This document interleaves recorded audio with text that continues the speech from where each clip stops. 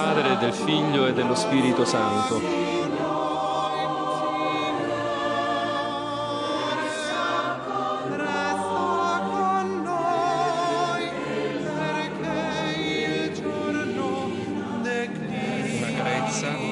Una mano tesa, discorsi disarmati,